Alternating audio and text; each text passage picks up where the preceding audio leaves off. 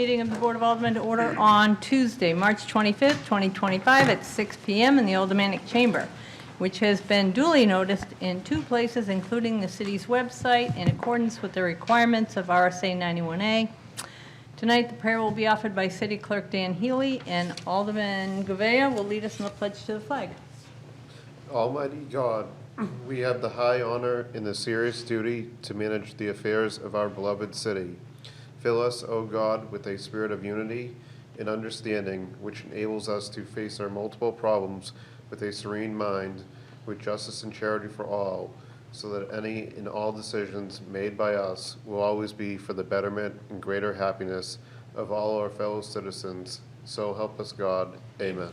I pledge allegiance to the flag of the United States of America and to the republic for which it stands, one nation under God, indivisible, with liberty and justice for all.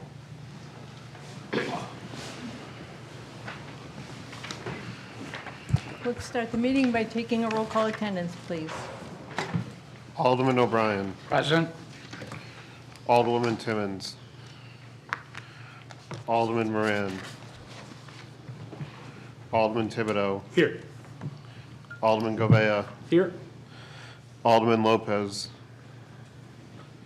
Alderman Sullivan. Here. Alderman Clemens. Alderman Sennett. Here. Alderman Jettie. Here. Alderman Tebow. Here. Alderman Clee. Alderman Dowd. Present. Alderwoman Kelly. Here. Alderman Wilshire. Here. 10 present, 5 absent. Thank you. Also in attendance this evening is Corporation Counsel Steve Bolton. Communications. Communication has been received from President Laurie Wilshire, Board of Aldermen, regarding calling a special Board of Aldermen meeting on March 25th, 2025 at 6 p.m. relative to an update on capital projects. There being no objection, I'll accept the communication and place it on file. So tonight we have a presentation, update on capital projects, and I'd like to recognize Administrative Services Director Tim Cummings. Thank you, Madam President. Would you like me to stay here, or you want me to come up? What's the pleasure? I get an extra seat. You can take a seat if you'd like. Okay, thank you.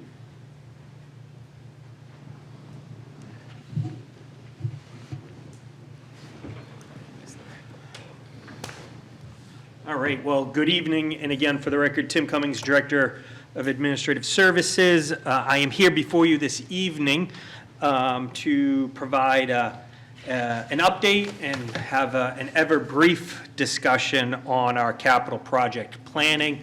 I promised Director Photo that I would keep my comments to under 15 minutes, so I will endeavor to do that. So as I begin this evening, just wanted to make a couple points or highlights. One, this is an informal process. This is an informal update and discussion to provide you all with an overview before we start the budget process officially. I'm assuming everyone here is familiar with the quote-unquote ad hoc process that we went through over the last year or so. I want to apologize for my slides being ever so small. I will send them to you in an updated, larger format tomorrow. I was trying to be cognizant of my usage of paper because I was trying to keep our sustainability values in mind, much to Director Sullivan's, I'm sure, pleasure. Also, I should note that this is an evolving work product and process, so I'd ask you to keep that in mind. I'm working with President Wilshire to more formalize and standardize our capital planning process moving forward, and so this year might be a little bit different than how we do it in future years, but nonetheless wanted to come before you all this evening and just have an overview of the work the city staff has done over the last year or so relative to to capital projects. And with that being said, everything I'm doing and talking tonight, we're doing in complement and in concert with the CIC process. So with that being said, the purpose of our discussion is to provide a high-level overview of our capital project planning through the lens of our ad hoc joint mayoral Board of Aldermen Committee on capital expenditures and debt service. A couple highlights to keep in the back of your mind. The ad hoc process generally agreed to keep our new debt authorization to around 25 million. That's over a 5-year period. We developed a resolution that was a guiding document, R24077, that kind of spoke to how we would try to execute that plan. So everything that we're doing, we should try to use that type of lens as we're talking about our future capital needs and bonding, but we should always be cognizant that everything we're doing is not static, but living documents subject to change. And I want to make sure we make that clear as we try to navigate all the various fiscal challenges and capital needs that are before us as they arise. So what you're going to see before you is just a slide that talks about everything that was identified during the ad hoc process. And the check marks show what we have funded and should be underway. And then the other box that you see to the right of that are some newer projects that weren't identified through the ad hoc process, but are priorities nonetheless. And so as you can see, we funded a clerk voting machine equipment, City Hall HVAC, Hunt Building improvements, pool epoxy, Greeley Park upgrades, Heritage Rail Trail East, hydro project, just to outline some of the things that we were able to do, but there are certainly more projects that need to be done, including some of the newer ones that are highlighted on the right. So I just want to make folks aware of this so you can kind of see the work that we've done, but still the work that we still need to do.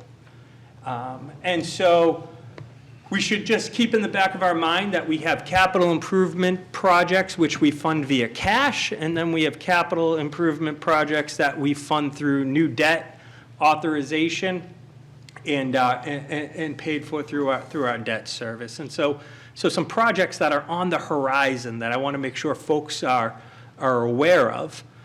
We have a deferred capital maintenance study going on with the fire department that will help us set priorities, but we know roofs and HVAC, a Crown Hill Station upgrade are all going to be identified as major priorities, and that's in addition to a funded feasibility study that is about to begin that is going to review the Pine Hill Fire Station. Next, we have the library. There's some deferred capital maintenance up there, particularly surrounding HVAC equipment. And so that's something that we need to be cognizant of. And then there's a feasibility study that's currently underway at the library that's going to help us develop some long-term plans on how we steward that asset. Police has deferred capital maintenance for their building. In particular, we know that there's a roof, a cell block area, and parking lot improvements that are all going to be necessary. DPW, there's the DPW garage and fleet maintenance project that's currently under design and underway. Community development has their hydro project that's under design, and we're going to need to continue moving that project forward, especially in light of the fact that we need to remain compliant with our federal permits. And then lastly, we have some citywide infrastructure projects that we're going to be needing to look to tackle over the coming days and months, and that's the Holman Stadium improvements that we discussed during the ad hoc process. We have transportation projects such as a signal coordination, Walnut Street and West Pearl Street upgrades that are all going to be necessary as well. And so I wanted to tease these out so folks kind of know what we, based off of the work that is currently being done, that work is going to eventually lead to some sort of request that's going to be before you in short order. And so I want to make you all aware of that. And then if I can get my slides to move. Yep. There we go. So as we move forward, we will be looking to seek bond authorizations, and something we're looking to do is look to have that run concurrently with the adoption of our operating budget. We're looking to follow the previous guidance that had been given. One of that is capital improvement spending through the operating budget is going to be capped at 1.4 million. The previous work that we had done through the ad hoc process, limiting the debt authorization to approximately 25 million over a 5-year period. So these types of fiscal direction is what we're going to continue to adhere to as we develop making our plans. I want to just make that explicitly clear. The last point is, and this is something that I felt would be good to kind of have a conversation about, which is whether there's an appetite to authorize additional spending of some sort in the fall timeframe with surplus. Last year, there seemed to be some confusion about that, and as we move forward, it would be good to know whether there is an interest to use some of our surplus, not to increase our operational general fund base budgets, but capital improvements that are necessary and needed. And as previously shown, we still have a pretty long list of things we need to tackle. Now, I don't know if we will have surplus, and in fact, that's, a conversation to be had much later than now. But it would be good to kind of know whether there is any type of appetite to do that or not, so we can keep that in the back of our minds. I'm raising this point because I heard previously in conversations with you all that you really wanted to stick to everything during the quote-unquote budget season and not do any type of supplemental type appropriation in the fall timeframe.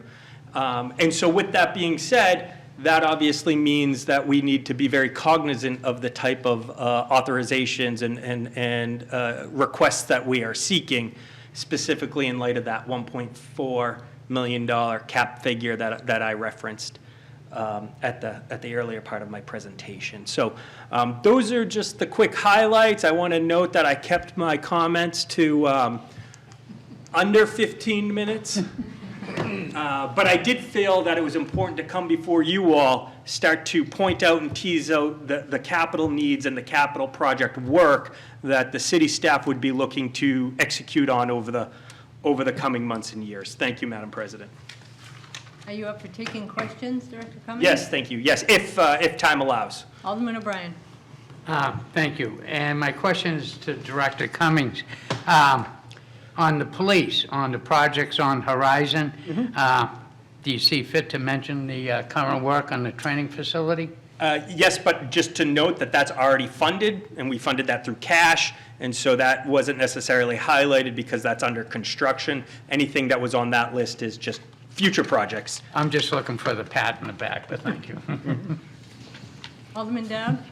Yeah, just one piece of information. The Board of Education awarded the school facilities maintenance study last night to Harriman, and that's to evaluate all 20 buildings so that we have a better idea from a third-party engineering firm what needs to be done and when on each one of those buildings, so that there's no more guessing. They'll back it up with all the data. The other thing is, do you want to address the monies that are in the FY26 spending plan that are coming back? Not at this time, because I think we need to reconcile that to know what that might be, so we may potentially have more capacity than what we were originally planning on, but I would want to consult with Treasurer Enright and CFO Griffin. And we've been working on that legislation, should be coming soon. So what Alderman Dowd is referencing is it looks like there might be some additional capacity, if you will, in that $25 million figure if we have repurposing of some debt that we've already authorized. Alderman Tebow. Thank you, Madam President.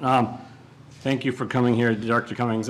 We love seeing you, but every time you come, it seems like you come in for money. So, but that's okay. I do have a real question, though. So I saw on there the fire fire truck repair for $800,000. Maybe I'm missing something. I thought we had already authorized that money, because there was no check mark next to it, so. Well, then I missed that. That should have been check marked, yes. Okay, so I'm right about Yes, that? Yes, I apologize. Yes, we already authorized $800,000 in a supplemental appropriation for the fire truck. All right, cool, thank you. Alderman Jettie. Director Cummings, I'm under the impression, I may be completely wrong, but I'm under the impression that because of, what's going on in Washington currently and at the State House more locally, that the amount of money that we would normally be expecting to get from the federal and state government might be a lot less or eliminated, I don't know if you want to talk about that, or is that a real danger? Is that something?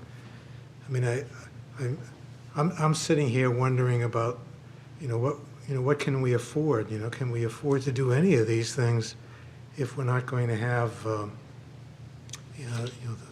federal matching money or state matching money and that type of thing? But you didn't mention that at all, and I'm just wondering if we're just, if my fears are unfounded, or if we're just hoping for the best. Thank you. If I may, Madam President. Yes.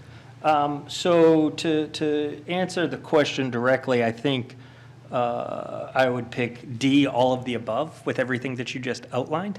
I think there is probably going to be some tapering back of federal funds.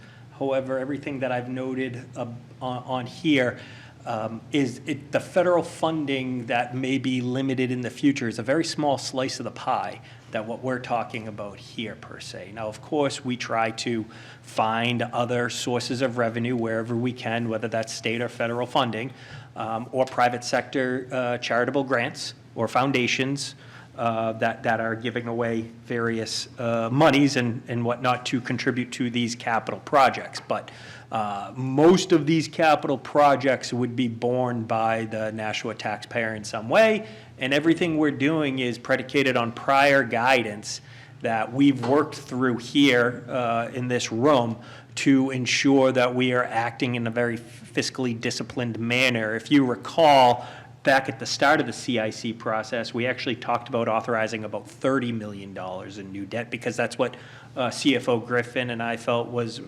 acceptable and comfortable. And then through that process, it was decided to taper that back a little bit. And so, $25 million is what the ad hoc group agreed to feeling comfortable with. That, coupled with all the other variables that we are constantly revisiting and assessing, we're still on track to maintain our spending plans as they are. Thank you. Anyone else? Seeing no one, thank you, Director Cummings. Appreciate your coming before us this evening, and we'll move on to the next Great, thank you. presentation. Thank you.